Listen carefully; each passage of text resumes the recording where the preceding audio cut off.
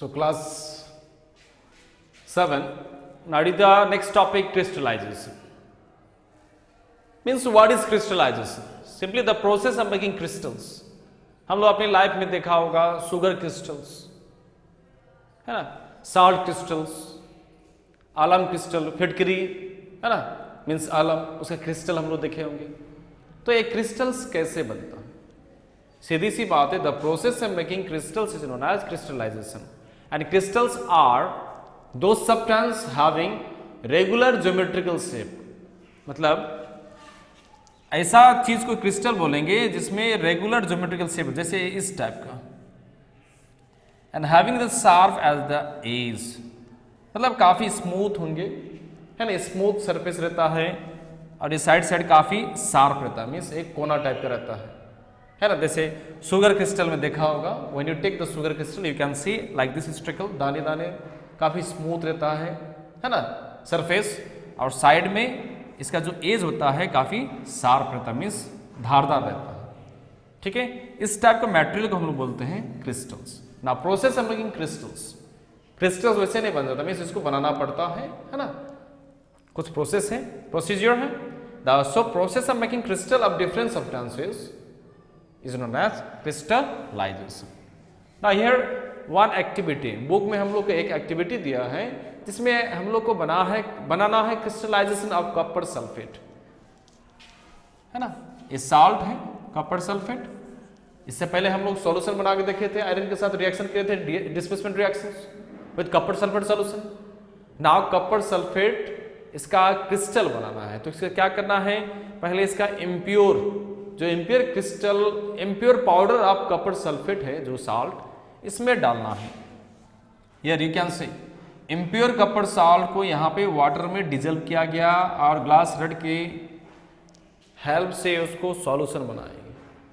ठीक है, पहला स्टेप में क्या करना है, at first take the beaker, पानी लेना है, उसमें जो इम्प्योर है, जो आपका पाउडरी फॉर्म में आपका कॉपर सल्फेट है, उसको डालते जाना and stir with the glass rod से स्टीयर किए, फिर डिजल्व हो गया, फिर थोड़ा डालना है, फिर स्टीयर करना है, अगेन इट कीप ऑन डिजल्विंग, तब तक डालना है जब तक वो completely all copper sulphate solution dissolved. आप वो इस स्टेज में आ गया, मीन्स ये सॉल्यूशन आप नो मोर एक्स्ट्रा सॉल्यूट आपको ले सकता है। तो उसमें क्या करना है, फाइनली ये डेंस हो जाएगा, मीन्स थोड़ा इस लिक्विड का डेंसिटी बढ़ेगा, मीन्स काफी ज्यादा हम लोग डिजल्व कर दिए हैं कॉपर सल्फेट सॉल्यूशन को।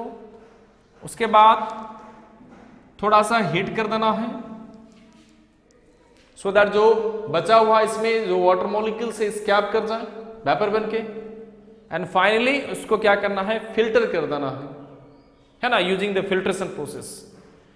जो फिल्टर करने के बाद जो आपका फिल्ट्रेट बचेगा, है ना, उसको हम लोग क्या करेंगे, आपका मीन्स फिल्टर इसलिए किया गया ताकि जो भी गंदगी है वो आपका पहले आपका अलग हो जाए, और जो नीचे आपका गिरा उसको थोड़ा थोड़ा क्या करना है, गर्म करने देना है, उसको कूल करने देना है।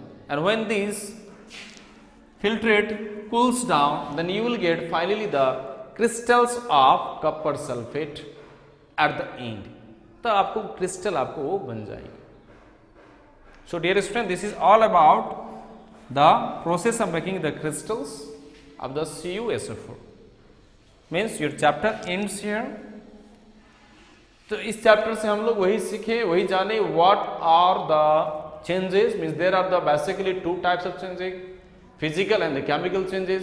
फिजिकल चेंजेस मीन्स क्या है, रिवर्सिबल है, टेम्पररी चेंजेस है ना, बहुत सारे एग्जांपल हम लोग डिस्कस कर चुके हैं। केमिकल चेंज मीन्स क्या है, permanent change and irreversible change, means बिल्कुल नया चीज वहां पे बनता है न्यू प्रॉपर्टीज के साथ। उसके बाद हम लोग पढ़े थे रस्टिंग ऑफ एन आयरन, है ना, जो कि केमिकल रिएक्शन से केमिकल चेंजेस है। After that we discuss how to prevent the rusting of an iron, है ना, रस्टिंग से कैसे बचाया जा सकता है।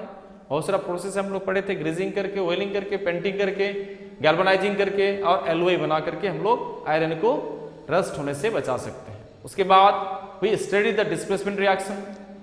Displacement reaction is such a reaction जिसमें सॉल्ट सॉल्यूशन लिया जाता है, और उसके रिएक्शन किया जाता है रिएक्टिव मेटल के साथ, और रिएक्टिव मेटल जो साल्ट सॉल्यूशन है, जो आपका मेटल है, उसको डिस्प्लेस कर देता है। उसे डिस्प्लेसिंग केमिकल रिएक्शन को हम लोग बोलते हैं डिस्प्लेसमेंट रिएक्शंस, जिसमें एक हाई रिएक्टिव मेटल दूसरा लेस रिएक्टिव मेटल को डिस्प्लेस कर देता है सॉल्यूशन में, और उसका कलर आपका चेंज कर देता है। जैसे इससे पहले हम लोग देखे थे कॉपर सल्फेट सॉल्यूशन को रिएक्शन किया था हम लोग आयरन के साथ, तो आयरन उसको डिस्प्लेस कर दिया कॉपर को, producing the blue to green, मतलब ब्लू कलर सॉल्यूशन को बना दिया ग्रीन कलर सॉल्यूशन, क्योंकि फेरस सल्फेट सॉल्यूशन बना और कॉपर वहां पर रिलीज हुआ था। तो उसको बोलते हैं हम लोग डिस्प्लेसमेंट रिएक्शंस। उसके बाद फाइनली हम लोग लास्ट टॉपिक हम लोग डिस्कस किए crystallization, means simply the process of making crystals are known as crystallization, and crystals are those substance having the regular geometrical faces, figures and the sharp at edges, है ना। उसके बाद हम लोग last पढ़े क्रिस्टलाइजेशन ऑफ कॉपर सल्फेट, है ना, materials and the substances, means copper sulphate जो साल्ट है इसका क्रिस्टल कैसे तैयार करेंगे, या प्रोसीजर है, पहले सैचुरेटेड सॉल्यूशन बनाना है, उसको थोड़ा आपका हीट करना है ना। हीट इसलिए किया जाता है ताकि सारा वाटर मॉलिक्यूल जो बचा हुआ है वो अननेसेसरी उड़ जाए। उसके बाद फिल्टर कर देना है और उसको कूल करने के लिए आपका छोड़ देना है, and when you cool down you will get the crystal of the copper sulphate. So after this our chapter ends physical and chemical changes, means इसके बाद you have to make the notes and you have to solve your exercises. If any problem persists in when our school or the classes resume, at that time we shall discuss in more detail if you want them. Till then, dear student, stay safe, stay at your home. Thank you. Good luck.